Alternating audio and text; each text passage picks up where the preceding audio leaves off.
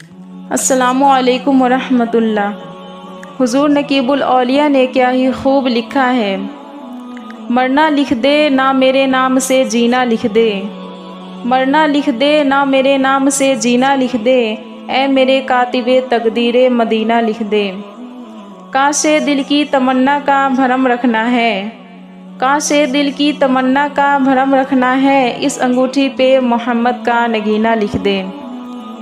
جام وحدت سے خودی کا ہو چھلکتا جوہر، جام وحدت سے خودی کا ہو چھلکتا جوہر، ساقی روزے جزا ساگر و مینا لکھ دے۔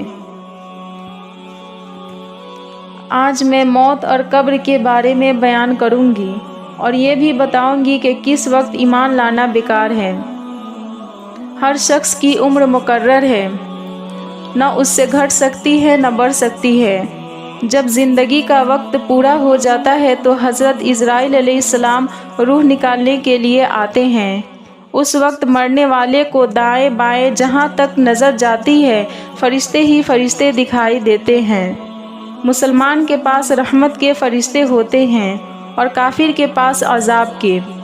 اس وقت کافر کو بھی اسلام کے سچے ہونے کا یقین ہو جاتا ہے، لیکن اس وقت کا ایمان معتبر نہیں، کیونکہ ایمان تو اللہ و رسول کی بتائی باتوں پر بے دیکھے یقین کرنے کا نام ہے، اور اب تو فرشتوں کو دیکھ کر ایمان لاتا ہے، اس لیے ایسے ایمان لانے سے مسلمان نہ ہوگا۔ مسلمان کی روح آسانی سے نکالی جاتی ہے اور اس کو عذاب کے فرشتے بڑی عزت سے لے جاتے ہیں، اور کافر کی روح بڑی سختی سے نکالی جاتی ہے اور اس کو عذاب کے فرشتے بڑی ذلت سے لے جاتے ہیں۔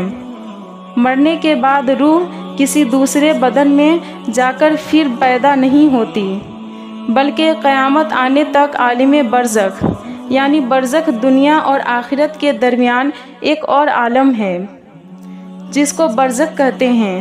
مرنے کے بعد سے قیامت آنے تک تمام انسانوں اور جنوں کو حسب مراتب اس میں رہنا ہے۔ یہ عالم اس دنیا سے بہت بڑا ہے۔ دنیا کے ساتھ برزخ کو وہی نسبت ہے جو ماں کے پیٹ کے ساتھ دنیا کو۔